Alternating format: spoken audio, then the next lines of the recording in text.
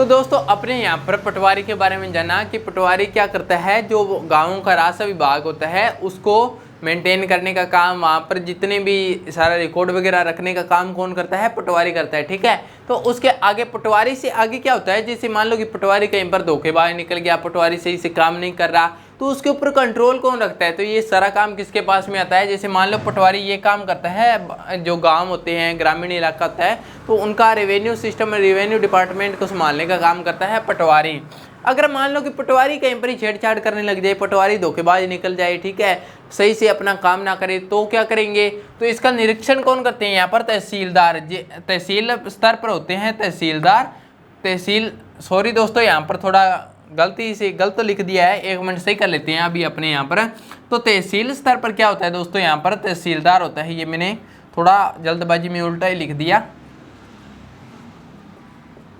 ठीक है दोस्तों, यहाँ पर तहसीलदार होता है, तहसील स्तर पर तहसीलदार होता है, और जिले स्तर पर क्या होता है, जिला अधिकारी होता है। ठीक है दोस्तों, जिला अधिकारी। तो इसमें अब आप देखो कि पटवारी है, पटवारी अगर छेड़छाड़ कर रहा है, गलत काम कर रहा है, तो इसके ऊपर है, इसके यहाँ पर पापा भी बैठे हैं। ठीक है, एक बात याद रखना कि इसके ऊपर यहाँ पर पापा भी बैठे हैं, ये पापा इनको काम गलत करने नहीं देते हैं। तो पटवारी है, तो पटवारी के ऊपर तहसील स्तर पर यहाँ पर तहसीलदार होता है, और जिले स्तर पर होता है यहाँ पर जिला अधिकारी। ये क्या करते हैं, ये सारा निरीक्षण करते हैं पटवारी के काम का भी। कहीं पर पटवारी सही से काम तो कर रहा है, सही से रिकॉर्ड तो दे रहा है, कहीं वो धोखेबाजी से कुछ गलत तो काम नहीं कर रहा है, कहीं सरपंच के साथ में मिलकर कहीं गलत काम करने लग गया फिर, तो ये सारा निरीक्षण करते हैं तहसीलदार और जिला अधिकारी। तो अब बात करते हैं यहाँ पर तहसीलदार और जिला अधिकारी, इसके क्या काम होते हैं। तहसीलदार और जिला अधिकारी हैं, इसके क्या काम होंगे, ठीक है, ये क्या काम करते हैं। तो देखिए, पहला तो काम है कि पटवारी पर पाबंदी रखना। ठीक है, सीधी सी बात है, पटवारी को गलत काम नहीं करने देंगे। तो पटवारी के काम का निरीक्षण करते हैं, पटवारी के काम का निरीक्षण करते हैं, कहीं वो थोड़ा धोखे इधर उधर तो नहीं कर रहा क्या मामलों को। फिर किसानों को उनके जमीन संबंधी दस्तावेजों की नकल उपलब्ध करवाना, और ये सुनिश्चित करते हैं कि तहसीलदार और जिला अधिकारी होते हैं, ये सुनिश्चित करते हैं कि गांव के जो किसान वगैरह है उनको कोई दिक्कत तो नहीं आ रही, कहीं पटवारी उनको जो चीज़ वो दस्तावेज वगैरह मांग रहे हैं अपनी ज़मीन से संबंधित, कहीं वो दे रहा है या नहीं, कहीं पर दे ही ना रहा हो ऐसा। तो ये सारा सुनिश्चित करते हैं तहसीलदार और जिला अधिकारी, ये पटवारी पर ध्यान रखते हैं।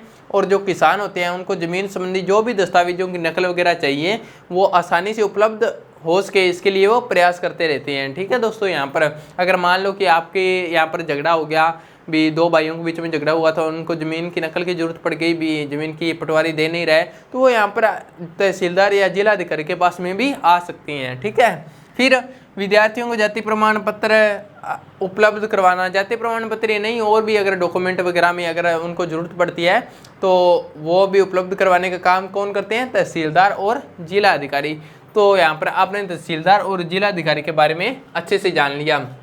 फिर एक नया कानून आया है दोस्तों, यहाँ पर एक नया कानून आया था यहाँ पर, जिसका नाम क्या है यहाँ पर, हिंदू अधिनियम धारा 2005। ठीक है, एक नया कानून आया था 2005 के अंदर, तो इसका नाम है हिंदू अधिनियम धारा 2005। तो पहले क्या होता था, जैसे कि मान लो कि अपने घर है, तो घर के अंदर क्या किया जाता था, बेटा बेटी माँ है तो बेटे को ही हमेशा ज़मीन का अधिकार दिया जाता था। अगर बेटा जन्म गया तो उसको एक ही अधिकार था कि अगर मान लो कि एक बेटा जन्म है, 5 किले आ रही है, तो 5 की 5 उसी को दे दी जाएगी। 2 बेटे हो गए तो 2.5 किले कर दी जाएगी। यानी मोटा मोटा कहना चाहता हूँ कि सीधी सी बात है कि गाँव जो भी है, चाहे गाँव हो चाहे शहर हो चाहे कोई भी हो, तो वहाँ पर क्या होता था, जितनी संपत्ति है वो सारी लड़की को दे दी जाती थी। लेकिन जो माँ होती थी या जो बेटी होती थी, उनको बाहर अगर मान लो कि निकाल दिया या कोई और है, तो उनको कोई अधिकार नहीं दिया जाता था यहाँ पर। तो अब ये जो कानून बना था हिंदू अधिनियम धारा 2005, इसके अंदर क्या कर दिया, एक समान कर दिया कि माँ बेटी और बेटा तीनों को एक समान हिस्सा मिलेगा फैमिली के अंदर। ठीक है, वो जैसा चाहे उसका यूज कर सकते हैं, उसको समान अधिकार मिलेगा कि अकेला बेटे को नहीं मिलेगा, समान अधिकार संपत्ति में मिलेगा बेटा बेटी और माँ को। तो यही है हिंदू अधिनियम धारा। तो इससे क्या होता है कि अब मान लो कि कहीं पर माँ को बाहर निकाल दिया तो माँ के पास में कुछ है ही नहीं, तो वो बेचारी काम पर जाएगी, ठीक है। अब बेटी है तो बेटी को निकाल दिया तो वो काम पर जाएगी। अगर तीनों के पास में बराबर अधिकार होगा संपत्ति में, तो वो अपना ऐसे हक से कह सकती है कि मेरा भी इसमें अधिकार है, तो वो भी एक हक से रह सकती है, इससे नहीं भी हाँ किसी के कंट्रोल में रहेगी, ठीक है। तो ये एक नया कानून आया था हिंदू अधिनियम द्वारा, जिसमें समान संपत्ति में अधिकार था, संपत्ति के अंदर बेटा बेटी और माँ को। तो दोस्तों ये अपना यहाँ पर चैप्टर कंप्लीट हुआ, तो आपको बहुत बहुत बधाई हो 6 चैप्टर के कंप्लीट होने पर। बहुत ही इंजॉय के साथ में बहुत ही अच्छे से आपने चैप्टर को कंप्लीट किया है। तो अब हम अपने करेंगे MCQ क्वेश्चन, ठीक है। तो चलते हैं MCQ क्वेश्चन पर।